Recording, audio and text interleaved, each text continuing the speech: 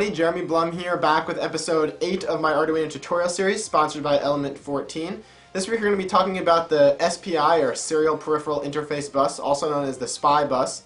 In this episode I'll be using it with an SPI-controlled digital potentiometer that will allow us to vary the input voltage to various LEDs that will change their brightness. This is just another way of changing LED brightness instead of using pulse width modulation. There's a lot of other devices that use SPI also. For another example, go check out the video of my reaction project, which is an audio-visual theremin that I've been working on for some time. It's kind of on hold now so that I could work on these video series actually, but that's an example of where I'm using SPI to control a large multicolor LED matrix. So you can go check that out too if you want to see another implementation. But let's get started. We'll start on working to control these LEDs with an SPI-enabled chip. Let's talk quickly about how the SPI bus actually works. It's a little bit different from the I2C bus that we talked about last week. Similarly to I2C, it communicates synchronously, which means you need to have a shared clock signal between all the masters and the slaves. In this picture I have two slaves and one master drawn. The master in our case will be the Arduino. The master generates a clock signal that's shared by the SPI slaves. There's also a send and receive line. Unlike I2C, where there's only one data line, here data can be transmitted in both directions, enabling for a higher throughput. MOSI, or master out, slave in, goes from the master to the slave, and MISO, master in, slave out, goes out from the slaves to the master. You'll notice that these lines can be shared and no pull-up resistors are needed, unlike the I2C bus. That's because we have a unique chip select line that allows us to figure out which slave we're talking to. You generally have one chip select for each slave that you want to control. You pull that chip select line low to enable controlling that slave. You shouldn't ever have more than one chip select line pulled low at a time. It's also possible to daisy chain these chip select lines together so that you only use one output pin from the Arduino. But we won't discuss that here. That application is a little bit more advanced and requires some more logic on both ends of the circuit. Today's goal is to wire up a digital potentiometer chip, specifically the AD5204 from Analog Devices, to allow us to control the voltage input to several LEDs using voltage dividers that we'll set up using the digital potentiometers. Let's start by looking at the datasheet for this part. All I had to do was type in AD5204 into Google, and it's the first result that comes up. It'll generally bring you to the Analog Device page for the part. This will give you a brief description. It's also available in a 6-channel version. We'll be using a 4-channel version, although we'll only use 3 of the channels. We'll control 3 LEDs today.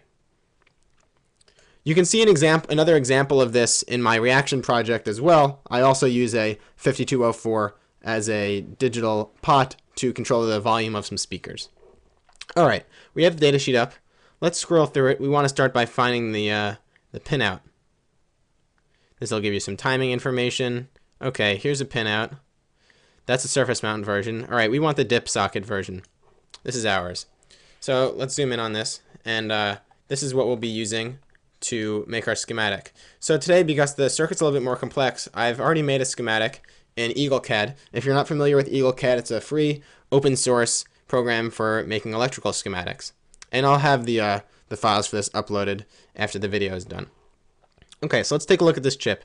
There's 12 pins on each side, 24 pins total. Here we can see our ground, our chip select. The line over it means it's active low. In other words, pulling it down is what activates it.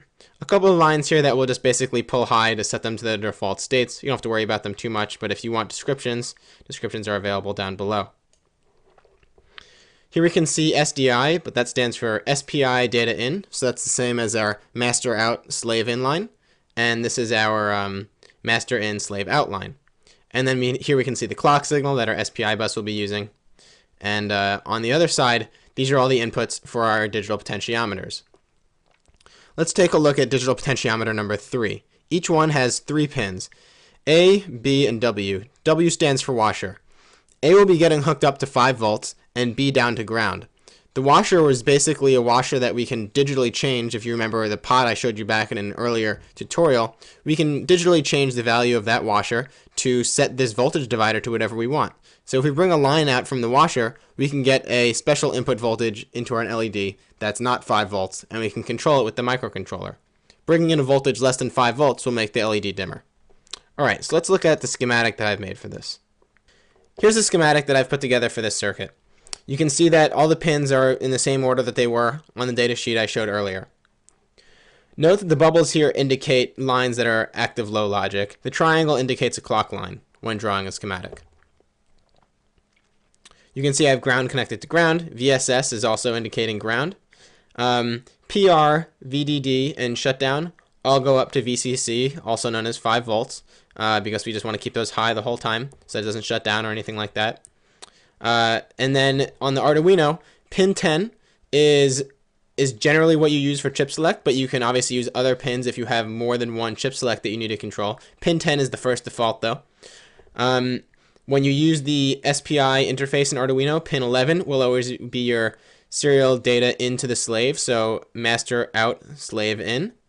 Pin 13 will be your clock line always, and pin 12 will always be slave out data or into the master. We won't really be using pin 12, I'll hook it up anyway, but we're basically just sending data from the master to the slave. Okay, on the right side we can see that we have all of our LEDs hooked up here. So coming out of the wipers, like I said before, we're just going to have our LEDs going to ground. Note that you always need to have a resistor in line with your LEDs. This time I chose 220 ohms. I could have chosen a lesser value and made them a little bit brighter, but 220 will work just fine. And then they go to ground on the other end. As I said before, all the A values will be using 1, 2, and 3 here. Will be going up to 5 volts. And the B's will be going down to ground. However, you'll notice I have them going through a 10K resistor. This is essentially creating a larger value on the bottom of the voltage divider, which will cut out the bottom half of the range for the LEDs.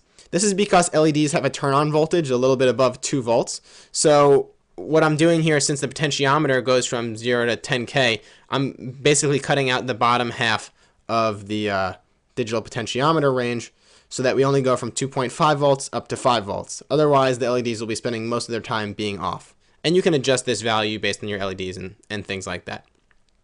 Alright, so that's the circuit. Let's see what it looks like wired up. Here we can see the circuit all wired up. Right in the middle is our AD5204 chip. Make sure you note that the top of the chip is where the little indent is in it. On the left side we have everything connected to power and ground, where I showed in the schematic earlier. These green wires go to the chip select and the other communication wires for the SPI communication bus to the Arduino. All those pin numbers are specified on Arduino's website. On the right side we can see the 3 yellow LEDs that I have hooked up to washers 1, 2, and 3. And then we have both the 220 ohm resistors and the 10K resistors here. So 6 resistors in total, 2 for each LED. The 10K goes to ground from part B of the washer, and the 220 ohm goes through the LED. Okay, let's write the program that we're going to use to control our digital potentiometer. As always, we're going to need to include any libraries that we're going to be using. So we're going to write include spi.h to include the SPI library. Next up, I've already written it in. We have to set our slave select pin to 10 because you can potentially have multiple slave select pins. You'll note I don't have to set anywhere the pins, the other communication pins, the 3 other ones, MOSI, MISO, and clock pins, because those will be handled automatically by the SPI library. But this one you need to set. So set that. We need to set it as an output, just as we always do. And then we'll initialize the SPI class in the setup function. The next thing I'm going to do is write a new function for controlling the LEDs based on an input that we give it. The reason I'm doing this is because it takes a couple lines to control them, and I just want to simplify it for us, so we can just say set this LED to this amount. So let's call that function void set LED int reg int level. So here's a breakdown of what that's doing. First off, it's void because it's not returning anything. We've done it before and had it return instant stuff. This time it's not going to return anything. This is just going to execute something, and that's it. The function's called setLED and has 2 parameters, both integers. The first one is reg for register, and the second one is level. So there's 4 registers on this digital potentiometer that we're using, and we're using 1, 2, and 3. Although it's important to note that those are registers 0, 1, and 2. When you're using microcontrollers and things like that, most numbering generally starts with 0. So we'll pass it as 0, let's say if we want to turn on LED 1, and then we'll set the level of that anywhere from 0 to 255. This is an 8-bit control digital potentiometer, so we go 0 to 255, 256 bits of resolution. Okay, or 256 pieces of resolution, it's 8-bit. So in here, the first thing we need to do is choose our slave select that we're going to be working with. Now, on SPI, slave select is active low, which means you need to pull that pin low to decide that you're going to write to that device. So we'll digital write the slave select for the digital potentiometer low. And while that pin's low, anything that we communicate on the SPI bus will only go to that device. So if we have multiple things in the same line, we can communicate to all of them. So SPI.transfer is the function we'll use to send our information. The way this digital potentiometer is expecting to receive information is it expects to receive 1 byte with the register and then 1 byte with the level you want to set it to. So the first thing we'll do is send it to reg, and then we'll do SPI.transfer, and we'll send it the level next. Now we finished transmitting to it, so we want to write the slave select pin back to high. That's just how you do it. Okay. So that's that. Now we can use that in our loop. And for the loop, I've decided what we'll do is we'll have each LED in sequence rise up to full brightness, then fall down back to off, and then go to the next LED, and we'll do the same thing. So let's do that. To do this, we're going to do 2 for loops inside of each other, which is something we have not done yet. Like I said in the previous episode, for loops are really awesome and extremely useful, and they become even more useful when you nest them. So let's look at how we're going to do this. The first thing we're going to do is loop through the registers, which I'm going to do with this outside for loop right here. So what this for loop is going to do is it's going to start at register 0, and then do register 0, 1, and 2, and increment by 1 each time. So we'll have some other stuff go inside of this for loop. So what this will do, let's think about this as if we're just controlling the first register right now. So the first time through this for loop, what do we want it to do? We want the LED to go up to full brightness and then back down. So we'll make another for loop that increments through the brightness levels. We'll do int j equals 50. I'm starting it at 50 because if you start it completely off, it takes a while for the LED to turn on. You can't actually see any brightness coming from the LED for a little while. So I'm going to start at 50 instead of 0. And we'll do j less than or equal to 255, incrementing by 1 each time. Okay, and so with each increment, we will set the LED. That's why we made this function, remember, to make it easier to do this. We'll set the LED I, comma, j. So if we're on loop 0 through this, it'll set LED on register 0 to this value through this for loop. So that'll increment each LED in succession. And then we'll just do a delay of, let's say 20, so that it doesn't happen instantaneously and we can't even see it. And now we want to have it scale back down, so now we're just going to do the same thing in reverse, but let's have it hold at the top for just a little bit, half a second or so. And now we're just going to do the same for loop in reverse. So we'll do int j, we can use j again because they're 2 separate things. We'll start it at 255 this time. And we'll have it until j is greater than or equal to 50. And we'll do j minus minus because we're going down this time. And again, we'll use our set LED function that we made with I, comma j as the arguments once again. And do that delay one more time. Okay, that should do it. Let's see how our SPI digital potentiometer controls our LEDs. Remember that this was washer 1, washer 2, and washer 3, so register 0, 1, and 2. And you can see that they're changing brightness in order. A nice slow increase and a slow decrease back down. It makes a nice effect. This would be a nice thing to use for something like a night light, and you could put different color LEDs in it or something like that and make a nice little glowing effect. So this is our digital potentiometer controlled by SPI in action.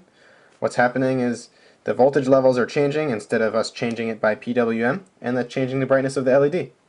And that's it. Alright, thanks for watching this episode of my Arduino tutorial series. As always, if you have any questions, please feel free to post them on YouTube, element14.com, or my blog.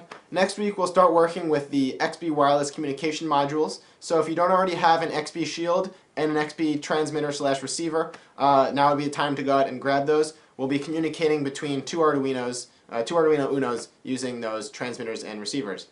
So I will see you guys next week. Thanks for watching. Thanks to Element 14 for helping me to sponsor this video series. They were kind enough to provide a lot of the materials that I'll be using to create these tutorials. Feel free to go visit their website at element14.com. Check out their community, which is a great place to talk to people about electronics, the Arduino, and basically anything else engineering related. And they also have a store where you can buy a lot of the parts that we'll be using in these videos.